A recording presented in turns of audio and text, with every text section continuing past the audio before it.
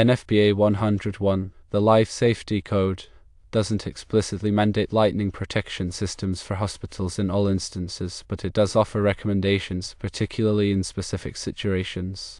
According to Section 12.2.1.1 of NFPA 101, lightning protection systems should be provided for buildings deemed essential to public safety or public health, and also for buildings housing hazardous materials.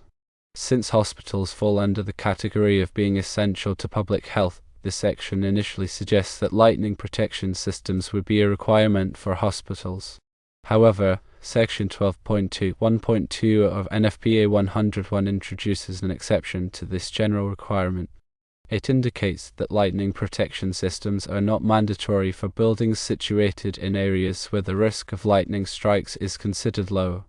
Therefore, if a hospital is located in a region with a demonstrably low risk of lightning strikes, it might not be obligated to have a lightning protection system.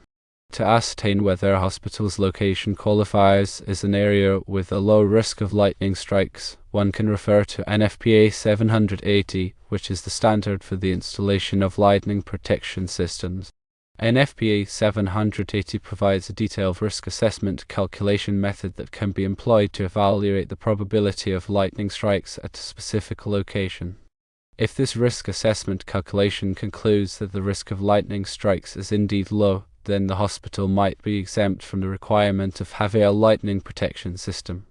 Despite a low risk assessment, it is considered a good practice to install lightning protection systems in hospitals. Lightning strikes pose substantial dangers and can inflict considerable damage on buildings, critical equipment, and sensitive electronics. A lightning protection system significantly reduces these risks, safeguarding the hospital structure, its equipment, and the occupants within. It is also recommended to consult the local building codes, as these codes may contain specific mandates regarding lightning protection systems for hospitals. Local regulations can sometimes be more stringent or have particular requirements that need to be adhered to, irrespective of the national standards. Therefore, a comprehensive approach to determining the necessity of a lightning protection system involves consulting NFPA 101 and NFPA 780 and also checking the local building codes to ensure full compliance. Consider the implications of a lightning strike on sensitive medical equipment. The surge of electricity can damage or destroy diagnostic machinery, life support systems, and data storage, impacting patient care. Analyze the structural impact a lightning strike can have on a hospital building. Lightning can cause fires, explosions, and structural damage, jeopardizing the integrity of the facility. Assess the potential disruption to critical hospital operations during and after a lightning strike. Power outages, equipment failures, and communication breakdowns can hinder medical services and emergency response. Review the different components of a lightning protection system and how they work to divert lightning strikes safely to the ground. Understand the role of air terminals, conductors, grounding electrodes, and surge protection devices. Familiarize yourself with the NFPA 780 standards for the installation, inspection, and maintenance of lightning protection systems. Ensure compliance with these standards to guarantee the effectiveness and reliability of the system. Investigate the different types of lightning protection systems available, such as conventional systems, charge dissipation systems, and isolated mass systems. Choose the system that best suits the specific needs and characteristics of the hospital building. Learn about the importance of regular inspections and maintenance of lightning protection systems to identify and address any potential problems. Schedule periodic inspections by qualified professionals to ensure the system is functioning properly. Examine the cost-benefit analysis of installing a lightning protection system in a hospital, weighing the initial investment against the potential savings in terms of damage prevention, downtime reduction, and liability mitigation. Factor in the long-term benefits of protecting critical infrastructure and ensuring patient safety. Investigate case studies of hospitals that have experienced lightning strikes and the effectiveness of their lightning protection systems. Learn from real-world examples and best practices to improve the design and implementation of lightning protection systems. Consider the integration of lightning protection systems with other safety systems such as fire alarm systems, emergency power systems, and security systems. Coordinate the operation of these systems to enhance overall safety and resilience.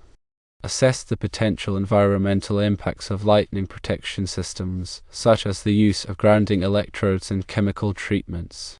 Implement environmentally friendly practices to minimize the environmental footprint of the system. Explore the latest advancements in lightning protection technology, such as surge protection devices with improved performance and monitoring capabilities. Stay informed about emerging technologies to enhance the effectiveness and efficiency of lightning protection systems. The components of a lightning protection system typically include air terminals, also known as lightning rods, which are installed on the roof of a building to intercept lightning strikes. These air terminals are connected to a network of conductors, usually made of copper or aluminum, which provide a low impedance path for the lightning current to flow to ground. The conductors are connected to grounding electrodes, which are buried in the earth to dissipate the lightning current safely. The grounding system is a critical part of the lightning protection system, as it provides the path for the lightning current to flow to ground without causing damage to the building or its contents. The grounding system should be designed and installed in accordance with the requirements of NFPA 780, which specifies the size and type of grounding electrodes, the spacing between grounding electrodes, and the depth at which the grounding electrode should be buried. In addition to the grounding system, surge protection devices can be installed to protect sensitive electronic equipment from lightning surges. Surge protection devices are designed to divert the surge current away from the equipment into ground, preventing damage to the equipment. Surge protection devices should be installed at the service entrance of the building and at any other locations where sensitive electronic equipment is located. The design of a lightning protection system should take into account the specific characteristics of the building, such as its size, shape, height, and construction materials. The design should also take into account the local climate and the frequency of lightning strikes in the area. NFPA 780 provides detailed guidance on the design of lightning protection systems, including the number and location of air terminals, the size and routing of conductors, and the design of the grounding system. The installation of a lightning protection system should be performed by qualified professionals who are experienced in the installation of lightning protection systems. The installation should be performed in accordance with the requirements of NFPA 780, and the system should be inspected and tested after installation to ensure that it is functioning properly. Regular inspections and maintenance are essential to ensure that the lightning protection system continues to function properly. The system should be inspected annually, and any damaged or corroded components should be replaced. The grounding system should be tested periodically to ensure that it is providing a lower impedance path to ground. Lightning protection systems are an important safety measure for hospitals, which are essential facilities that must remain operational during and after severe weather events. By providing a safe path for lightning current to flow to ground, lightning protection systems can help to protect hospitals from damage and to ensure that they can continue to provide critical medical services to the community. Several factors should be considered when determining whether a hospital needs a lightning protection system. Firstly, assess the geographic location of the hospital. Areas with high lightning strike frequencies, particularly in the southeastern United States, are at greater risk and would benefit more from a lightning protection system. You can consult lightning strike density maps and data from organizations like the National Weather Service to determine the lightning strike frequency in the specific location. Secondly, consider the height and size of the building. Taller buildings are more susceptible to lightning strikes. Larger buildings also have a greater surface area exposed to lightning. Thirdly, evaluate the type of construction materials used in the building. Buildings constructed of conductive materials, such as metal, are more likely to be struck by lightning. Fourthly, examine the contents of the building.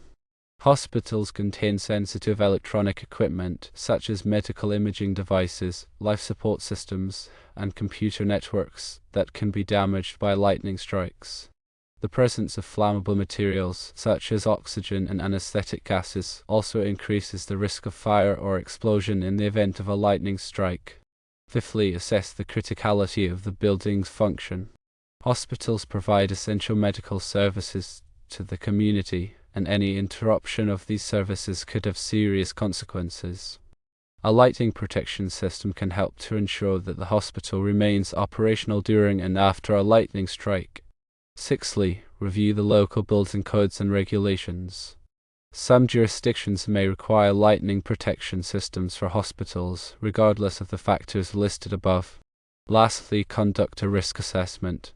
A comprehensive risk assessment should be conducted to determine the likelihood and consequences of a lightning strike.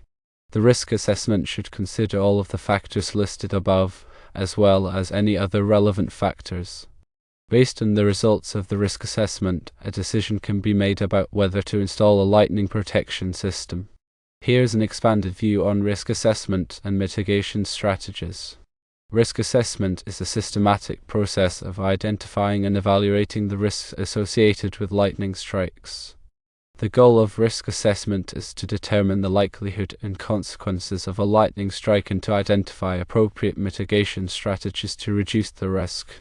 The risk assessment process typically involves the following steps. Firstly, identify the assets at risk. This includes the building itself, its contents, and the people who occupy the building. Secondly, assess the likelihood of a lightning strike. This can be done by consulting lightning strike density maps and data, as well as by considering the factors listed above. Thirdly, assess the consequences of a lightning strike. This includes the potential for damage to the building, its contents, and the people who occupy the building, as well as the potential for disruption of hospital services. Fourthly, evaluate the risk. This involves combining the likelihood and consequences of a lightning strike to determine the overall risk.